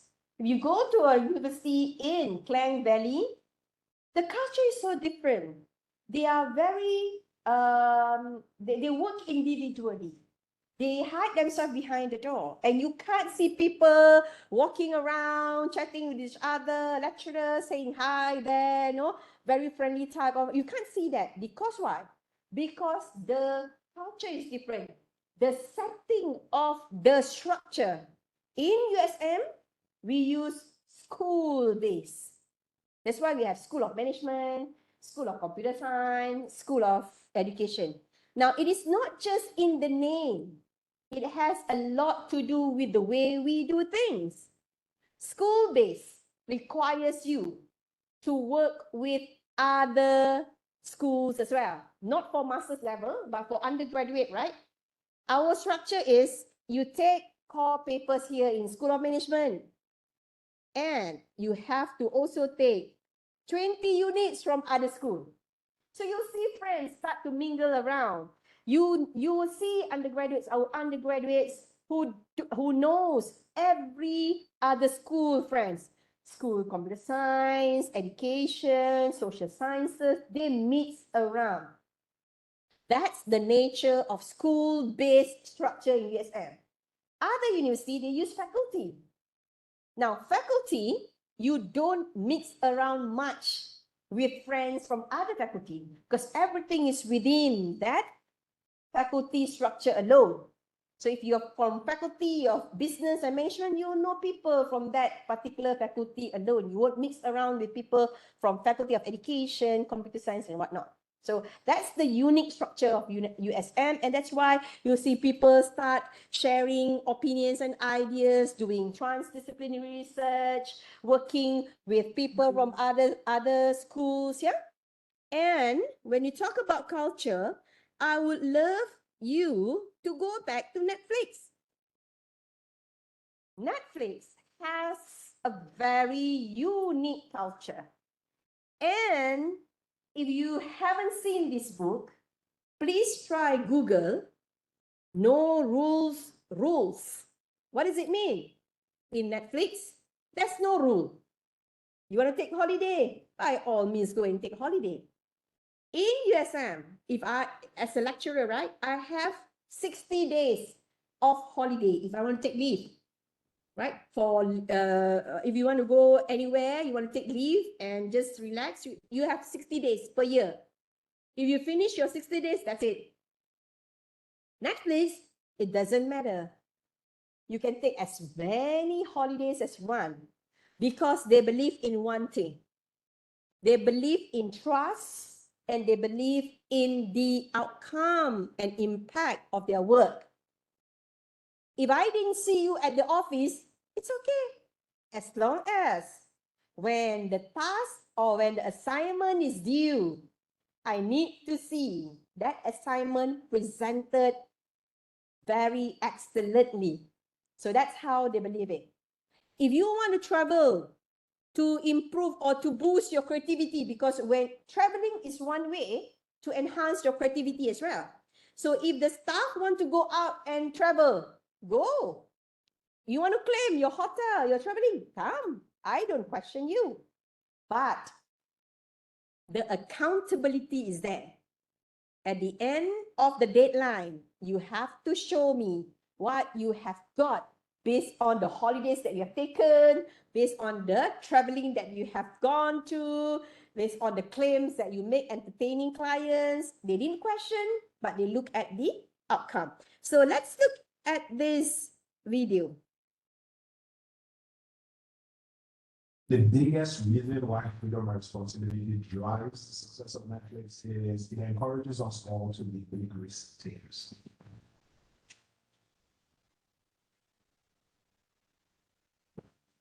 So what does freedom and responsibility mean to me? Is one, there's trust. I'm being trusted to make the right decisions in the best interest of Netflix. Number two is self-discipline. I have self-discipline to exercise good due diligence and good judgment. And the third thing is accountability. I'm accountable for the outcomes of my decision, whether they're good or bad.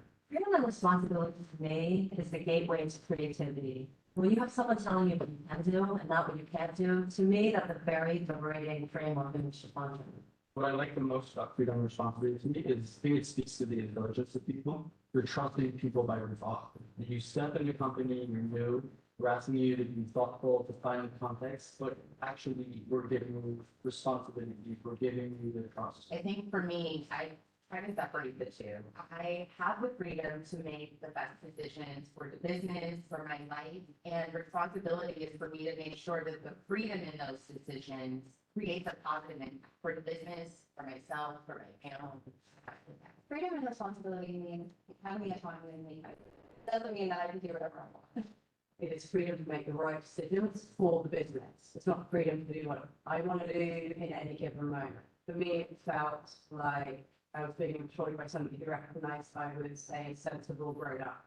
In many cases, we mistake having the freedom to take decisions with not having to listen to others. Being freedom and responsibility speaks about the trust that is deposited in you to make that call at the end of the day, but it should be a consequence of all these conversations you've had with your peers, not taking decisions by yourself and not considering the context of the people.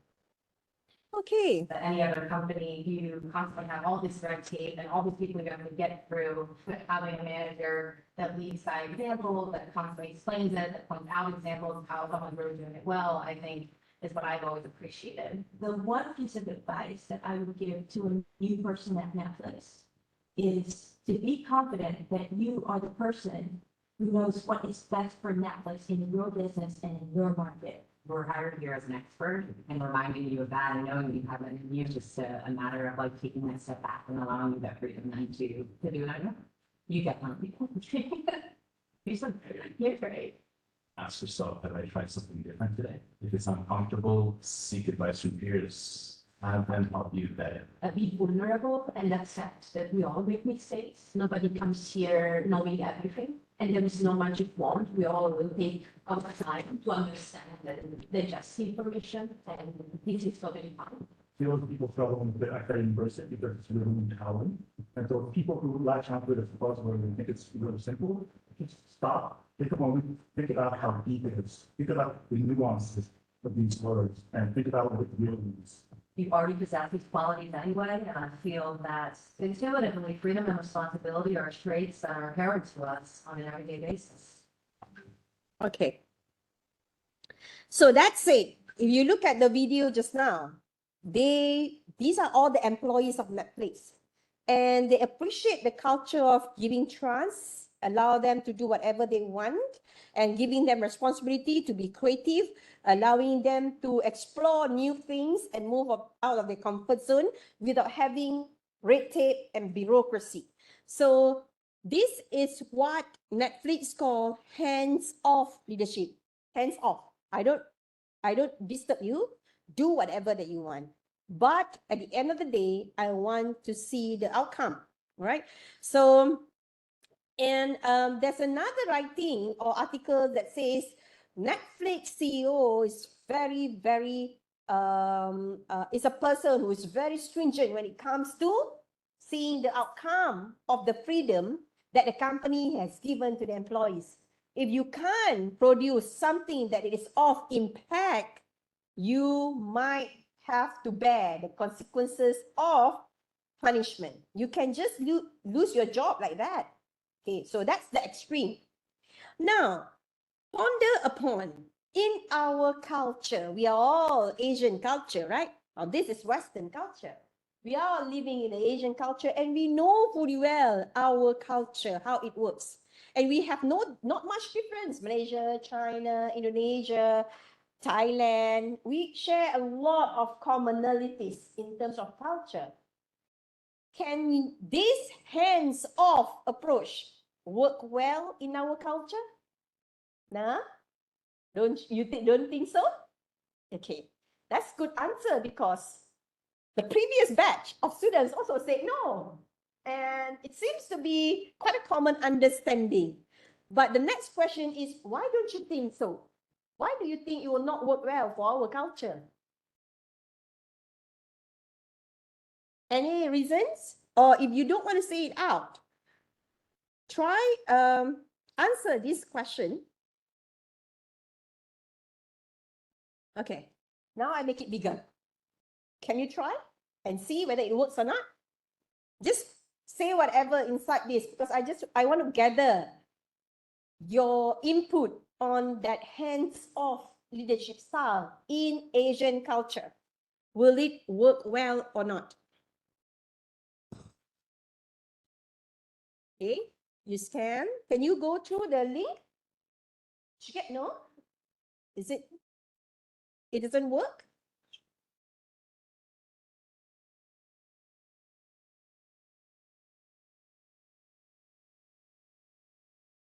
Can't you? If it is not, it's okay. Cannot.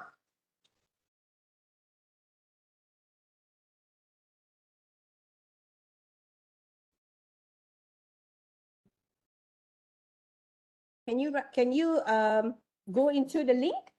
If yes, I want to share this.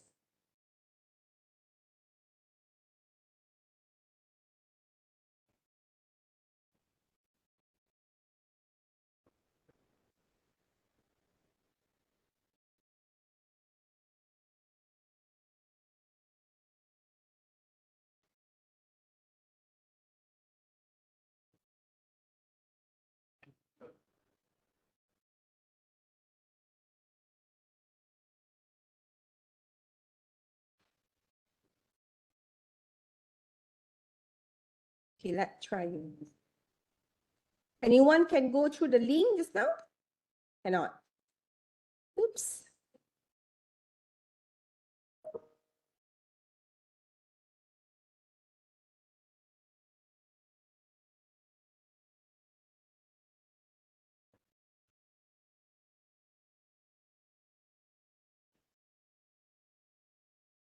There's no answer, so apparently I think you can't, right?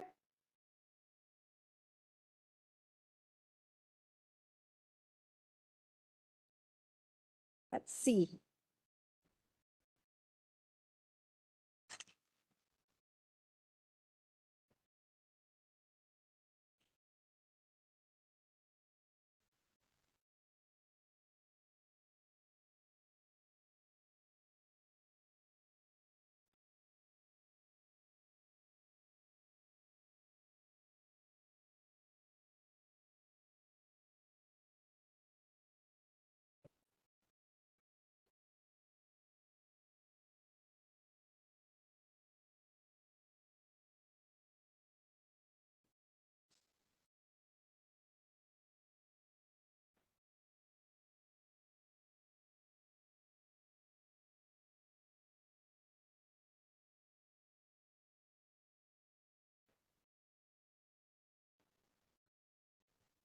The office just asked if I can get all students to be in the group. I said yes. I showed the photo. You look so comfortable here. So we don't have to move to other rooms.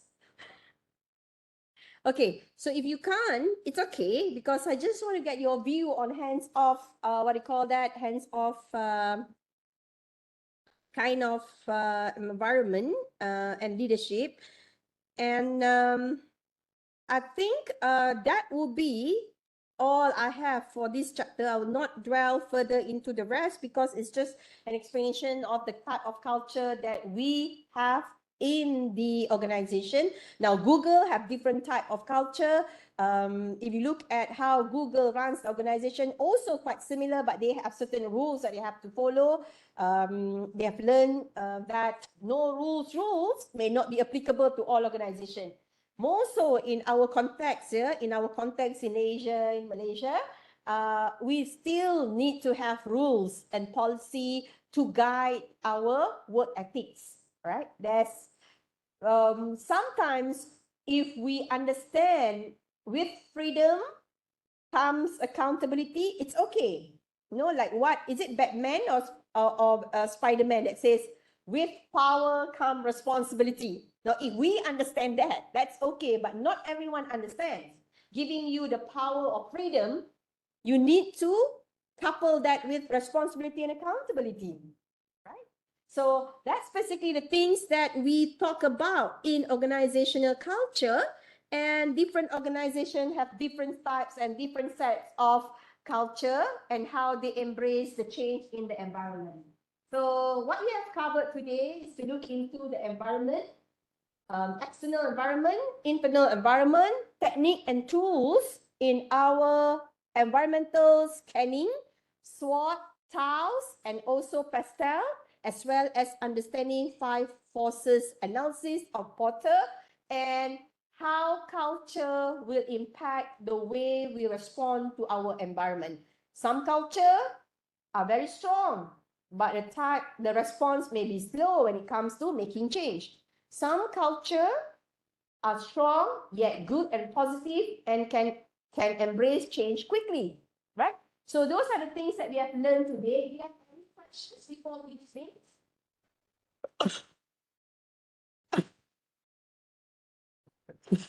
Oh my goodness. Excuse me? Any questions? Yes? No?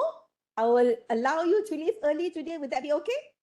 If you have any questions, I can stay back. And if you have any things that you want to ask, I'll wait here. The rest can be dismissed. Okay? So thank you. I'll see you next week, same time, same day. Okay. Bye. Have a good rest. You don't. Oh, that's funny. I hardly received any claps after lecture.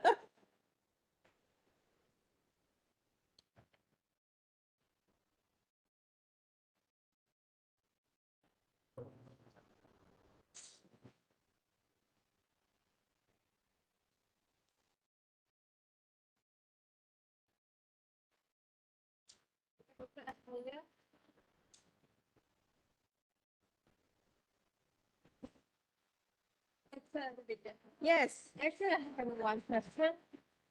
You speak about the fighters, and we can see that the breaking powers for the fighters and the fighters, but how to find the balance? Because you know, if we will have the achieve the customers' demand, so we will pick our market. But if we are single market, we can find a lot of buyers. Yeah.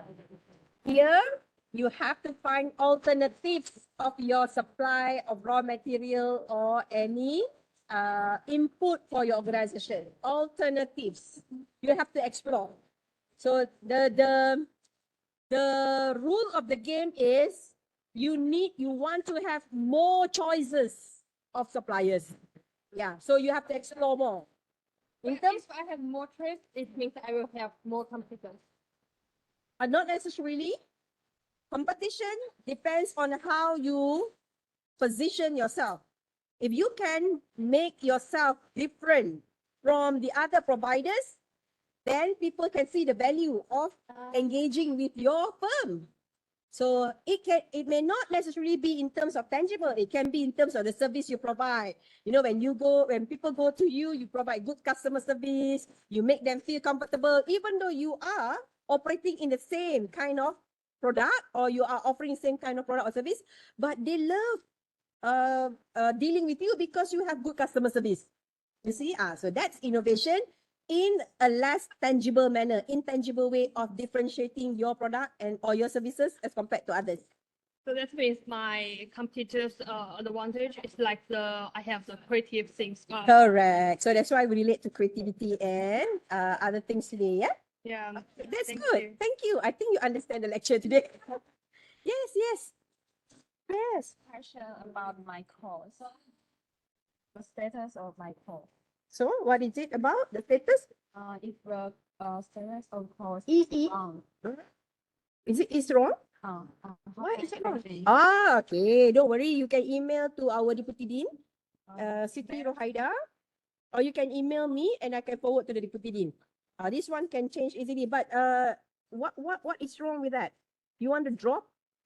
No, Eh? only no. type, only type. Type easy, no problem. You can just fill in the, there's another form that we can change for you easily. No worries at all. Yeah, you send the email, yeah? Yes. No. Has a deadline. Oh, yes. No, the changing of code doesn't have any deadline, but the changing of course, yes. So code, this is what we call code. Code E means elective, T means teras, right? T means core. E is selective, so you registered wrongly because W at the back are all core papers. Yeah, so this is correct. When you want to change code baru, yes, correct. You just email, we will handle it for you from the office. Yeah, so don't worry, small matter. Nah? Okay. Thank you. Yes. Apa nama tu tadi? Naimi daripada mana? Kenapa tak ambil ODS? Just out of curiosity. Out of curiosity. Pada masuk kelas. Okay, now masuk kelas. Because normally, locals, right? You are registering for ODS, no? No. You want to come to class? Yes, oh, you miss class, right? Alright, okay. Okay. So kita orang ada You all in group together? Yeah. Question untuk group assignment. To answer these three questions, will answer company selling glove, manufacturing glove. Oh, mana Aci? Aci. Maksudnya you are suitable sangat because why? In K economy, your company will go up. K kan? K, some will go down, some will go up. So you are thriving during COVID kan? Okay, boleh. Oh, okay. No problem at all. So in the case, sekarang kita we just think about few company. So if these two company not be accepted, so how about the gyms and the insurance? I actually don't worry about the choice of a company because my issue is you got a company who can help you give answers to the assignment because I want to see the ideas behind the questions that you give in terms of recovering strategies and how apa tadi lagi? Yeah, right, how they respond to the changes. So this is like in retrospectively what they have done to make sure that they sustain in the business. Yes, correct. Itu je. Okay. Alright, thank you so much. Yes. And yeah. I want to ask you my thesis direction is about the ESG. ESG. Yeah. Okay. Information disclosure. Information? ESG. ESG information. Disclosure. What is that again? ESG information Diaspora. Okay, yeah, okay. I'm not sure you are interested. Yeah, I'm okay, no problem. Okay. I'm on as long as under management. Okay. Okay. Okay, so you email me, right? You will email me, okay? You email me later. Later lah. Not today, not tonight. Tomorrow also can. Okay, tomorrow. Weekend also can. Yes.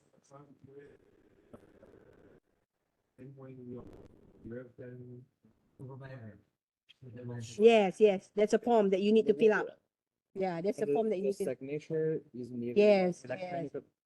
Electronic. Yeah, I will stamp and my PA will help me to sign and then she will send you a copy of the sign. Yeah. And one more question about our literature Review. Yeah.